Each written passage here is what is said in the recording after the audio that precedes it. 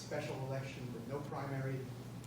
The voting will take place on November 3rd, and it will be a free-for-all with multiple candidates from all sides. But I think as you'll discover, I will be standing apart from the crowd. Right now, I'm very much under the radar. Part of the reason is that I am a state employee. I'm a philosophy professor and philosopher who has been teaching at the University of Georgia in Athens since 1982. And state law requires state employees to go on unpaid leave in order to run for a statewide office. And I can go on unpaid leave for only a year. So I began going on unpaid leave and becoming a candidate in January. Now, 2 years ago, I did something similar. I ran for U.S. House of Representatives in the 10th Congressional District, which includes Athens, and a lot of very small rural areas. It's about 2/3 Republican in terms of the tendencies of voters. So it's pretty hopeless for someone like myself to attempt to run in such an area, not because there's not a possibility of changing the minds of the electorate, but you simply can't get the resources to do it under current conditions. There's no real press to speak of that covers anything political. The print media has died out. Radio does not cover anything. There's no local TV. People are not on social media. There's not broadband. In the rural areas, people don't have the money to have the kind of cell phone plans, et cetera, et cetera. And then no one wants to support a Democrat running in such a race, let alone someone like myself. So I went back to the ivory tower.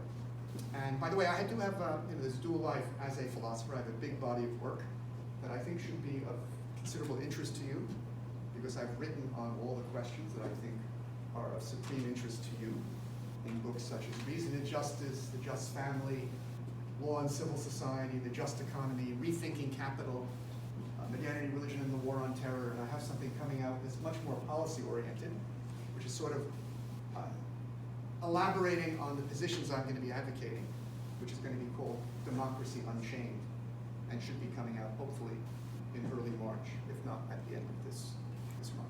I'm also a member of the Communication Workers of America, organizing Local 3265, which also calls itself the United Georgia Campus Workers. It began a couple of years ago, mainly at the University of Georgia, but they have people here. I don't know if any of you, whether all of you are students or also student workers or other, but whatever the case, I think you should look into this unionization effort, which is attempting to unionize all employees at the state university system. And as you know, well, if you don't know, you should know that the so-called right-to-work laws in Georgia deprive we state employees of the fundamental social right to engage in collective bargaining and to strike. So we can try to form a union, but legally speaking, we really can't do much of anything with it, at least if we play by the rules, at least the rules that they've imposed upon us.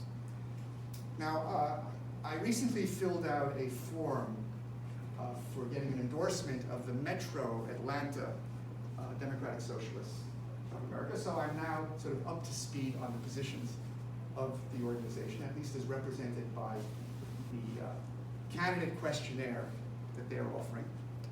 And I think you'll find that on the one hand, I am probably a candidate who will match many of the policy positions of the DSA more than any other, but I also go beyond it in some important points. And I want to some degree focus on those positions where I am pushing the envelope farther. And I hope that you represent a group that is not just a cheerleader for anything blue that comes your way, or just a slavish lackey of the old Democratic Socialists of America, but that you play a role of thinking hard about what the organization should stand for, what role it should have. Now, I was identified by The Nation magazine when I ran for Congress 2 years ago as the first candidate for Congress who supported a federal job guarantee.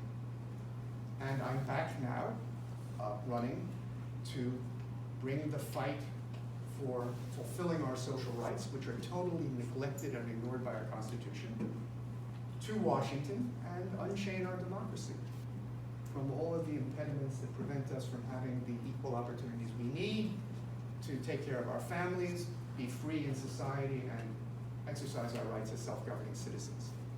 Now, the anchor of those social rights is the true right to work, namely the right to have a job at a fair wage. And this is the fundamental basis of economic independence in a civil society, because even though a civil society allows for other forms of earning, such as being an owner of capital or being a landlord, I think we all know that if you fail in those types of activities, you are left with what all of us have with the abolition of slavery, namely ownership of our labor power, and our opportunity to get a job is the basis for having any kind of economic independence.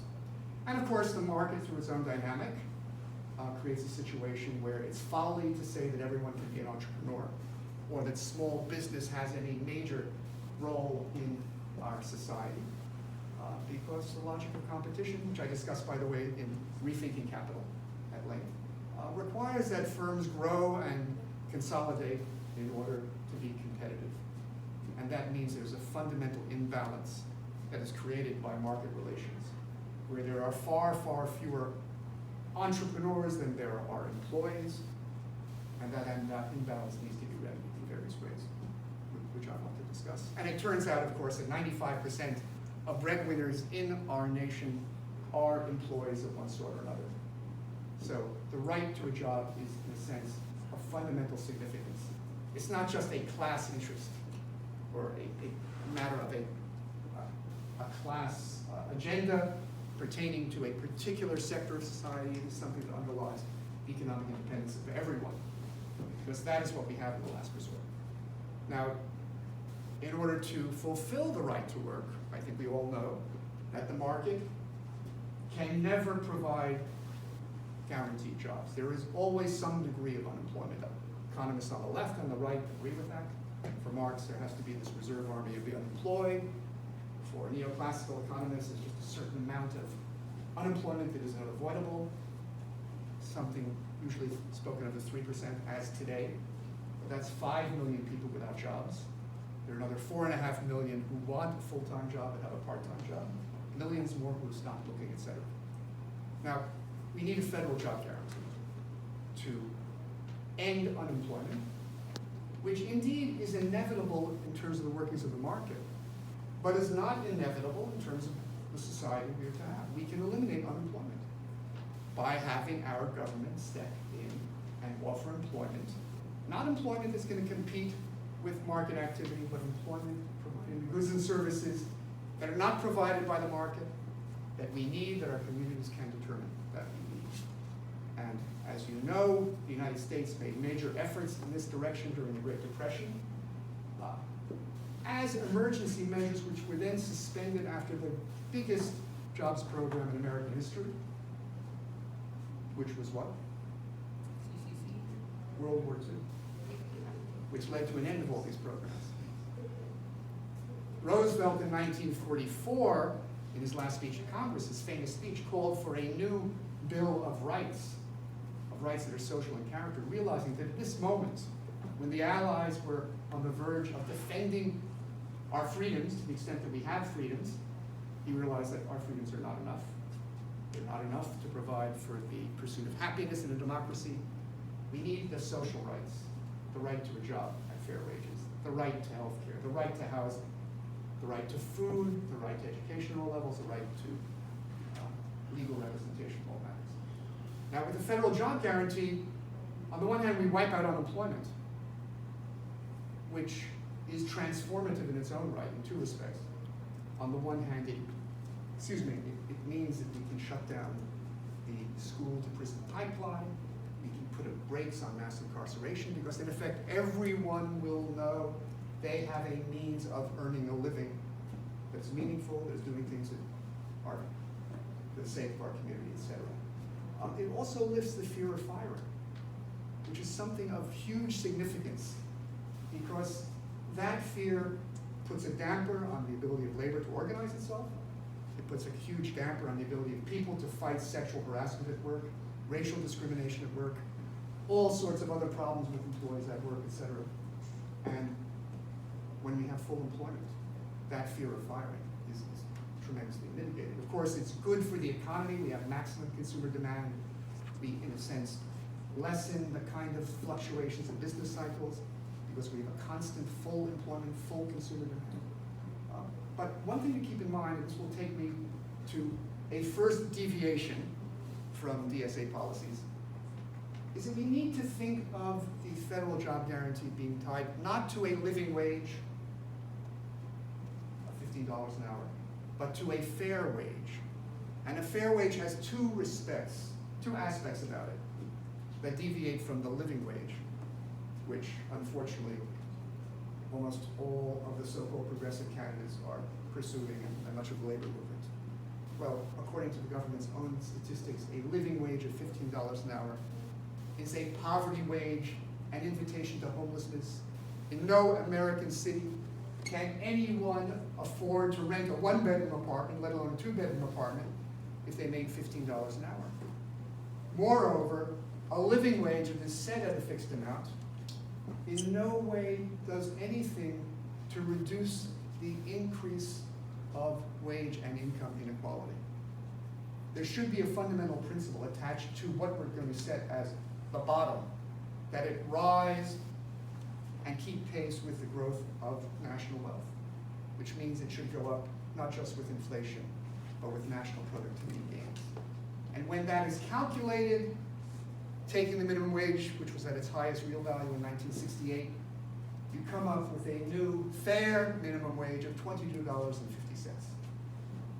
Now, by the way, that's still being a cheapskate, because our national income is now approaching $19 trillion. There may be 165, 160 million breadwinners. You do the math, which I know all of you are very good at.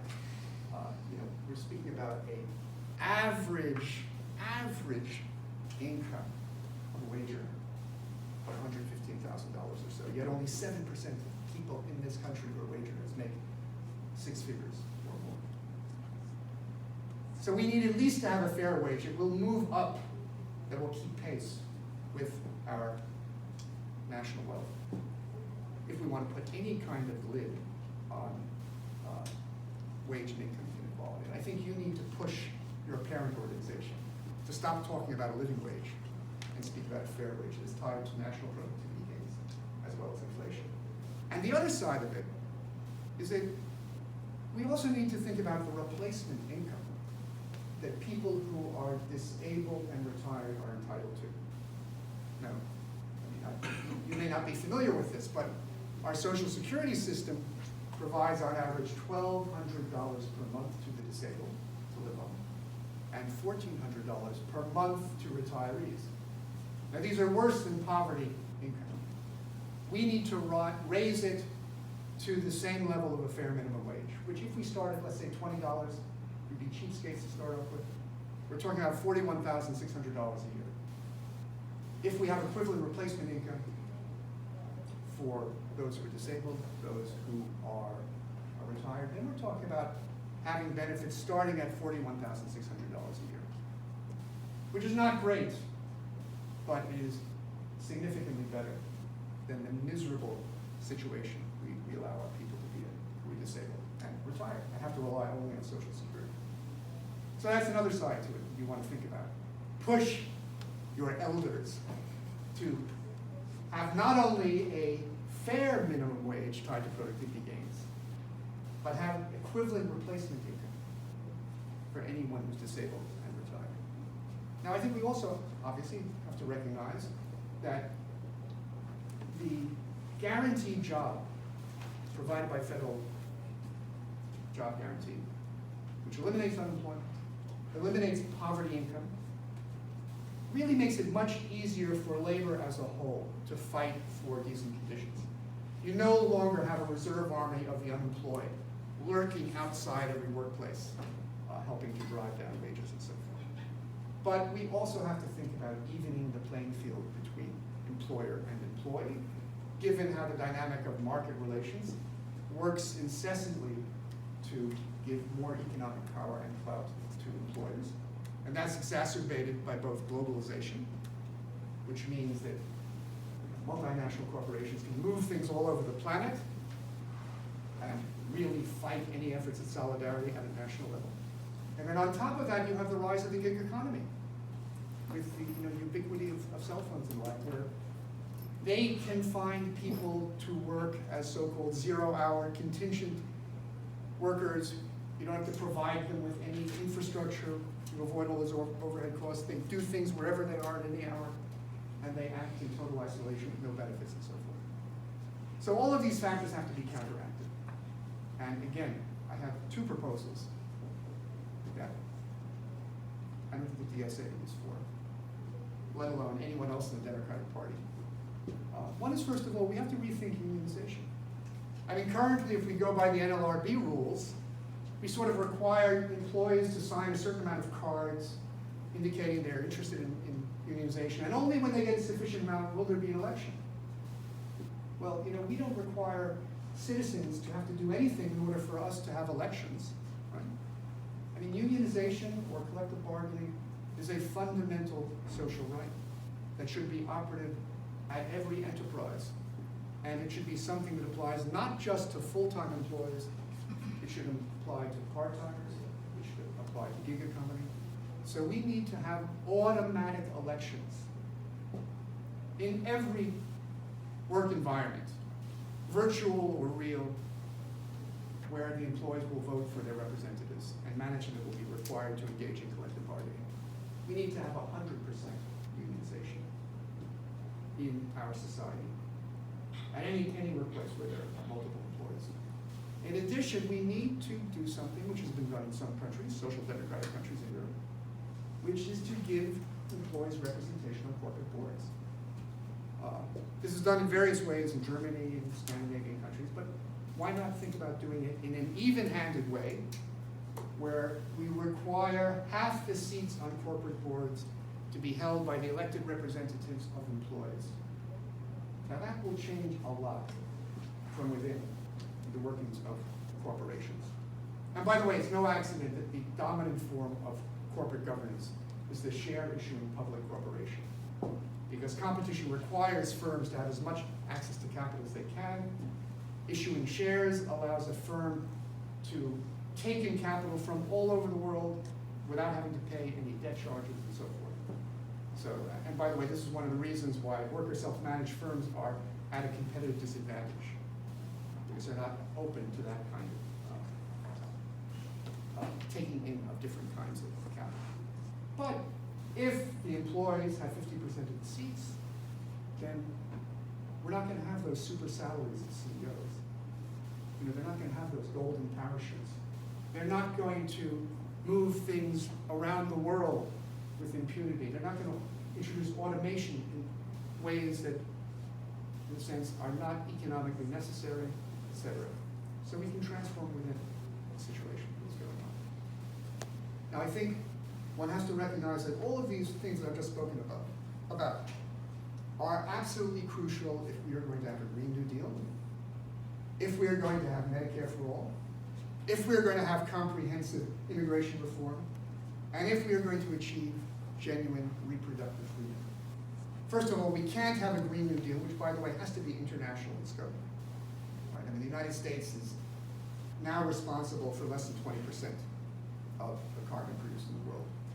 So we have to think about 2030 as the time of decision when we end all fossil fuel production and consumption worldwide. But to do that, we have to guarantee everyone whose livelihood depends upon the fossil fuel industry that they will have a decent, guaranteed job at fair wages awaiting them, wherever they are. And that has to be a fundamental aspect of both our domestic policy and our international policy. In this way, the federal job guarantee, or an international job guarantee, becomes crucial to implementing a Green New Deal. It's also crucial to implementing, by the way, Medicare for all, which I think we also need to have. And I think is a completely phony debate regarding whether we have to prohibit private insurance plans or not. Because if we go ahead and have Medicare for all, no one in their right mind is going to retain their private insurance plan, where they have to pay premiums, deductibles, co-pays, are limited in who they can see, et cetera, et cetera. But the reason why you need a federal job guarantee, to be able to go ahead with Medicare for all, is that there are going to be people in the private insurance industry and people in doctors' offices and healthcare providers who are part of this, ridiculously bloated force of people taking care of the multiplicity of plans. We have to ensure that they have a livelihood waiting that is decent, and the federal job guarantee does that. The same thing regarding any kind of comprehensive immigration reform. Because even if it may be true that maybe no one in this room wants to do the work that undocumented people are doing, there are many people in this country who were doing that work and are going back to doing their work when the undocumented flee certain areas out of fear of ICE. If we are going to really go through with comprehensive immigration reform, we have to ensure that no one's livelihood will in any way be compromised when we make the undocumented legal and with a pathway to citizenship. I think it's very important to think about how the countries that might be considered the most social democratic in the world all are afflicted by rising fascist movements. Why? Because as affluent developed nations, they're places where refugees from around the world are pouring in, and even though there are extremely generous benefits of all sorts, you do not have guaranteed jobs in Sweden or Norway or any of these countries. There is a fear of unemployment, because even though there are very, very generous unemployment benefits, it's not the same thing as having a job. There's a fear of losing that job. And that has been the basis of fueling the turn to a fascism, an anti-democratic nationalism that villainizes immigrants and minorities. A key to, in a sense, overcoming that whole situation is the federal job guarantee. And it also applies to genuine reproductive freedom, which is not simply a matter of being able to have an abortion. I mean, first of all, not everyone can pay for an abortion. So the right to abortion has to be covered by Medicare for all. But then there are two other sides to genuine reproductive freedom that are not covered by the right to abortion. One is, in a sense, being able to avoid unwanted pregnancies. Well, Medicare for all, supported by guaranteed jobs, in a sense, allows that by providing everyone free access to contraceptives, day-after pills, pregnancy tests, etc. But then there's another side. You do not have reproductive freedom if you are not able to have the children you want, because you're worried about not having the economic independence and the ability to pursue your careers at the same time having a burden of children. To lift that, the federal job guarantee is crucial. One has to add to that all the things that balance work and family, which involve, on the one hand, generous paid leave, including 9-month paid parental leave. You also have to have free public daycare and elder care. According to government's own figures, you need $900 per month per child. We need to have child allowances of $900 per month to wipe out childhood poverty.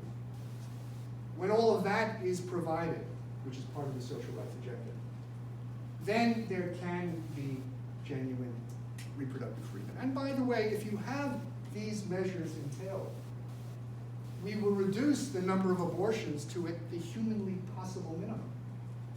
So it really turns out that when you have genuine reproductive freedom, you turn out to be much more pro-life than the pro-life forces who want to ban abortion, which, as we all know, just drives it underground and puts in jeopardy the lives of women and poor people, poor women in particular. Now, there's, we also have to think, obviously, of housing. And if we have, through the measures I've spoken of, provided everyone with a decent source of income, then we can ban on a national level any evictions, any foreclosures, any utility turn-offs, and have mandatory rescheduling. Now, I know that DSA, I think, is for national rent control. You might also think of rent stabilization. I grew up in New York. Before I came down and got my job, I was living in a rent stabilized apartment. There's a slight difference between the two. Rent stabilization allows rents to go up as the costs of maintaining things arise.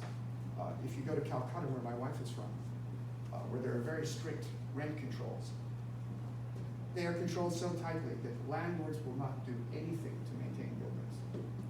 And that can have very negative consequences. So one has to think about that. And one other thing I want to add to the agenda regarding higher education, post-secondary school education. Not only should tuition be free, but we have to think of having stipends to live on, which they do have in Europe. Because you can't go to school full-time if you don't have a means of supporting yourself. So we need to have stipends.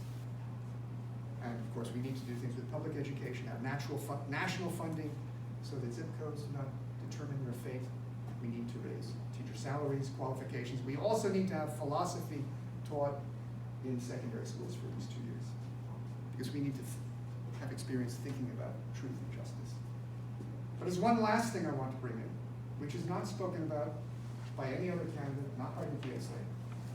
And that is what we have to do in order to make us all equal before the law.